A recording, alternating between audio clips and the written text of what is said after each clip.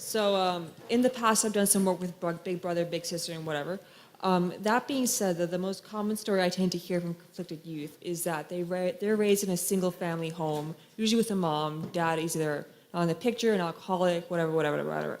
So we have this child who is trying to seek ways to make himself healthy and empower himself in ways that a healthy father should have done so, between the formative years of like 1 to 4. So I think you know where I'm going with this. Let's say for someone who's born without like a good father figure, where would they go out in the world, or like what spheres of influence would they try to expose themselves to like gain access to that fountain of health and knowledge that a good father figure should have provided them to in the first place? Okay, well, partly, I mean, certainly to some degree, a good mother can provide that, right? To some degree.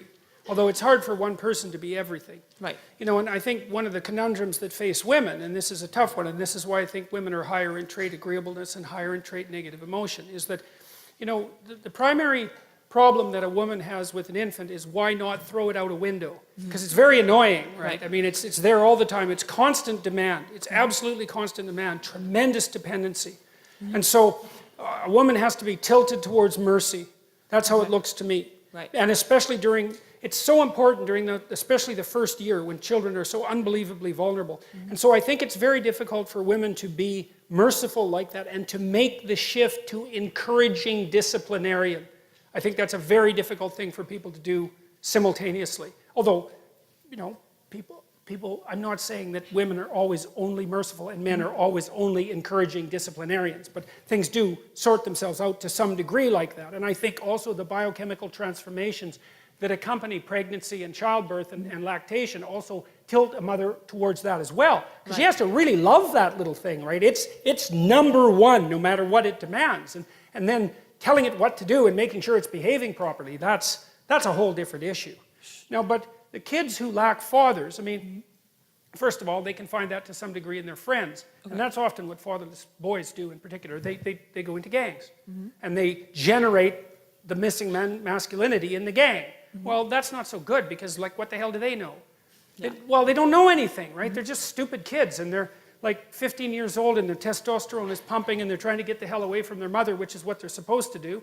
And they're not in the right position to exercise any authority over themselves. So that's not good. They can find it in education. They can find it in books. They can find it in movies. They can find it in sports heroes and so forth, because the image of the father is fragmented and distributed among the community. Okay. But it's very, very difficult to not have a father. Right. And one of the things that we're doing in our society, which I think it's absolutely appalling, is that we're making the case that all families are equal.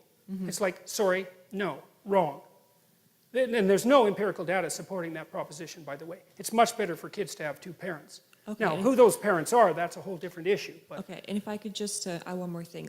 How would you answer that question to, let's say, a daughter who was raised without a father? Because she would obviously have different ways of finding those fragments of her missing father than, like, a boy would instead. Because obviously they're raised differently. At least they should have been.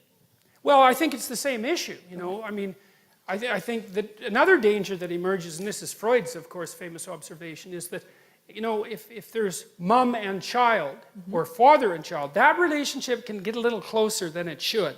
Okay. And then the lines get blurry and mixed. And I'm not saying that happens to everyone, obviously, but it's still a danger that's inherent in the situation. They're thrust together too tightly without sufficient resources. Okay. And so the responsibility has to be distributed more. And I really do think that it's the sign of the degeneration of a society when single parenthood becomes anything approximating the norm. It's not a good idea. And part of the reason I believe that, and I think this has to do with the overwhelming selfishness of modern life, is that marriage isn't for the people who are married. It's for the children, obviously. And if you can't handle that, grow the hell up. No, I mean seriously. Yeah, okay. Seriously. Once you have kids, it is not about you. Period. Now, that doesn't mean it isn't about you at all. But that just seems so self-evident to me. I can't believe that anybody would even question it. Oh, it's been questioned. Oh, yes. Well, I'm certainly aware of that. Yes, it's questioned. It's almost illegal to question it now. Or illegal to make the set of propositions that I'm making. So that's the best I can do. Yeah, with no, that. that's excellent. Thank you. Okay.